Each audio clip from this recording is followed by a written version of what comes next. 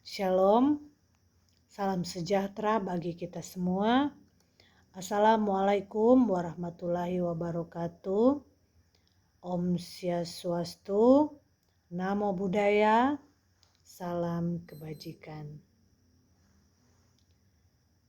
Saya Maria Mamangkei, mahasiswa semester 8 Universitas Sariputra Indonesia Tomohon. Saat ini akan membacakan topik filsafat budaya atau ajaran Buddha. Filsafat Buddha mengacu pada pandangan atau penerapan ajaran Buddha terhadap nilai-nilai kehidupan, eksistensi, pengetahuan, akal budi, materi, serta moralitas manusia. Semasa hidupnya, Buddha Gautama secara personal tidak pernah mendokumentasikan apa yang ia ajarkan dalam bentuk tulisan, sehingga filsafat Buddha dibangun berdasarkan rekonstruksi yang dilakukan terhadap ajaran-ajaran Buddha yang berkembang dalam aliran-aliran Buddha pasca wafatnya beliau.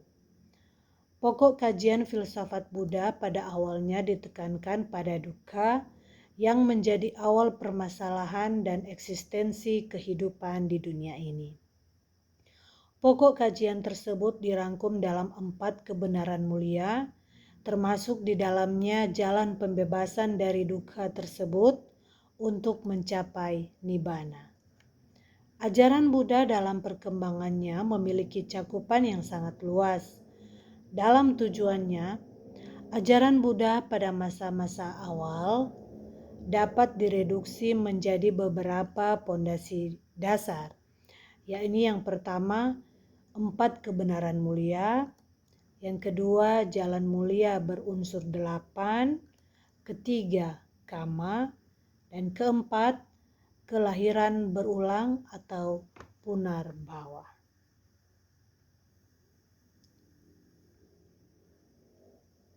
Yang pertama yaitu 4 kebenaran mulia. Salah satu ajaran Buddha dikenal sebagai 4 kebenaran mulia. 4 kebenaran mulia merupakan ajaran Buddha mengenai dukkha atau penderitaan. Menurut ajaran Buddha, untuk menghindari dukkha, maka manusia harus memahami 4 kebenaran mulia itu, yaitu pertama, kebenaran tentang penderitaan atau dukkha. Dukkha ini meliputi 5 proses atau aspek yang dialami manusia di dunia, yaitu kelahiran, proses penuaan hingga kematian, kesedihan serta keputusasaan, disatukan dengan yang tidak dicintai, perpisahan dengan yang dicintai, dan tidak memperoleh yang diinginkan. Kelima hal yang melekat pada diri manusia tersebut adalah dukkha. Yang kedua adalah kebenaran tentang asal mula penderitaan atau samudaya. Setiap penderitaan di dunia ini menurut ajaran Buddha memiliki sebab. Contohnya, penyebab seorang manusia dilahirkan kembali adalah adanya keinginan untuk hidup. Sumber dari dukkha atau penderitaan menurut ajaran Buddha adalah tanha, yaitu nafsu keinginan yang tidak ada habis-habisnya. Nafsu ini dibagi terwujud dalam 3 bentuk yang disebut sebagai 3 akar kejahatan yang di dalamnya terdapat keserakahan, kebodohan, dan kebencian. Yang ketiga adalah kebenaran tentang terhentinya penderitaan atau nirodha. Menurut ajaran Buddha, cara menghentikan penderitaan atau dukkha ialah dengan menghentikan sumber dari penderitaan tersebut, yaitu tanha atau nafsu keinginan. Secara singkat, jika kita menghentikan sebab, maka tidak akan ada akibat yang kita peroleh dari duka itu sendiri.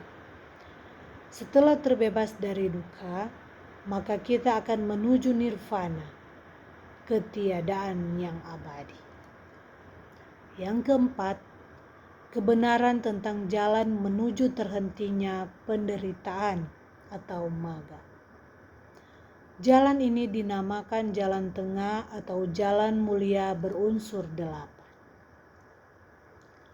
Kemudian jalan mulia berunsur 8.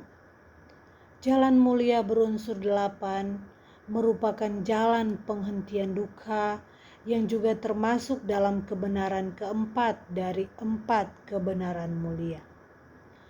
8 jalan ini dapat dikelompokkan dalam 3 aspek, yakni kebijaksanaan, terdiri dari pengertian benar dan pikiran benar, kemudian kemoralan yang terdiri dari ucapan benar, perbuatan benar, dan pencaharian benar.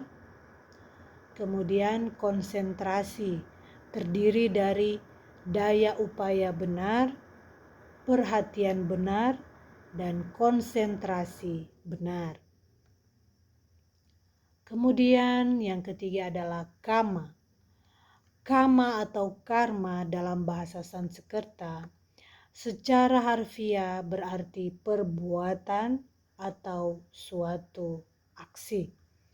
Istilah ini merujuk fenomena bahwa setiap aksi atau perbuatan pastilah membawa konsekuensi. Ajaran Buddha memberikan perhatian bahwa setiap perbuatan yang patut atau tidak patut dan kebiasaan yang bermanfaat atau merugikan akan membawa kita kepada suatu konsekuensi yang sesuai. Kama menempatkan individu sebagai penanggunnya. Suatu individu akan menerima baik buruknya konsekuensi dari perbuatannya, entah saat ini, di masa depan, atau di kehidupan berikutnya. Kemudian yang keempat, kelahiran kembali atau punarbhava.